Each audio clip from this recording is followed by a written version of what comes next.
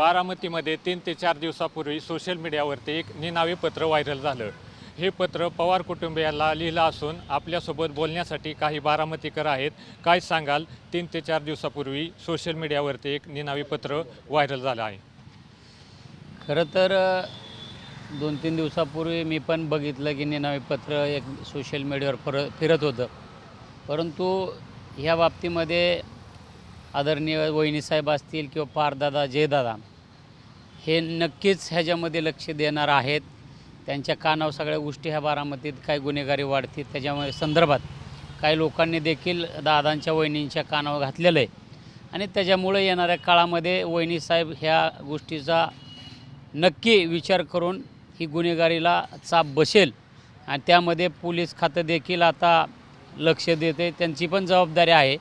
निश्चितपणाने दादा गेल्यानंतर जी काय गुन्हेगारी वाढती ती गुन्हेगारी वाढत असताना सर्वसामान्य कार्यकर्त्याच्या मनामध्ये आहे की जी दादांची बारामती पहिली तीच बारामती कायमस्वरूपी डोळ्यासमोर ठेवून इथून पुढच्या काळामध्ये देखील तीच दादांची दहशत, तीच दादाची वचक आणि तीच बारामती दादांची बारामती ह्या नावाने ओळखावी अशी बारामतीकरांची इच्छा आहे आणि निश्चितपणाने ह्याच्यामध्ये वहिनीसाहेब, पारदादा आणि जयदादा लक्ष घालतील आणि त्याला चाप बसेल। अजितदादांच्या निधनानंतर बारामतीत गुन्हेगारी वाढले असं वाटतंय का?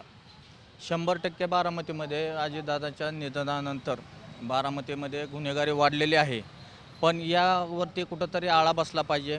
त्याचप्रमाणे वहिनीसाहेब असतील, आपले पारदादा असतील, जयदादा असतील यांनीही लक्ष घालून जसं दादांचा वचक किंवा दरारा होता ह्या गुन्हेगारी वृत्तीवरती आणि सर्वसामान्य लोकांना काही त्रास होणार नाही ह्याची जी जबाबदारी दादा घेत होते, तसं वहिनीसाहेब आणि दादांनी ह्याच्यामध्ये लक्ष घालून नक्कीच ह्याच्यामध्ये बदल होईल आणि गुन्हेगारी प्रवृत्तीवरती आळा बसेल। अजितदादा असतानाची बारामती आणि अजितदादांच्या निधनानंतरची बारामती यामध्ये काय फरक जाणवतो? जसं आज मी सातारा भागातून बारामतीमध्ये एक 10-15 वर्ष झाल्यामध्ये स्थायिक झालेलो आहे। मी मळदमधून आहे, पण जसं दादा आदरणीय जे अजितदादा आपले बारामतीमध्ये असताना ज्यावेळेस प्रशासनावरती व डिपार्टमेंटवरती जेवढं कंट्रोल होतं व गुन्हेगारी करताना व एखादा गुन्हा करताना लोक 100 वेळा विचार करत होते, पण ज्याप्रमाणे आता एवढे दादांचं आपलं असं झाल्यापासून जे गुन्हेगारी बारामतीमध्ये वाढले आहे ह्याच्यावरती तत्कालीन सुमित्राताईंनी, जयदादांनी, पारदादांनी ह्याच्यावरती पर्सनली लक्ष घातलेलं आहे।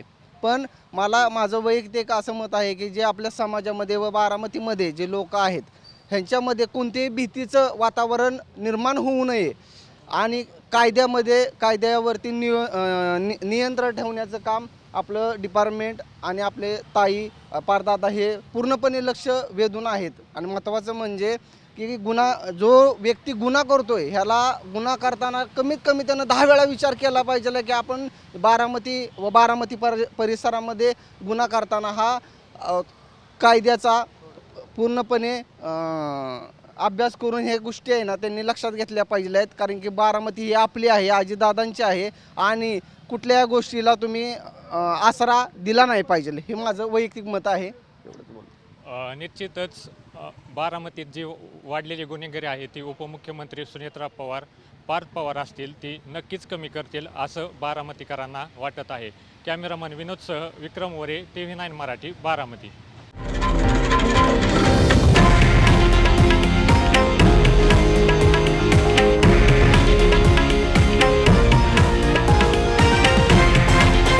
हे आहे देशातील नंबर 1 न्यूज नेटवर्क आणि आपण पाहत आहात TV9 मराठी, एकमेव।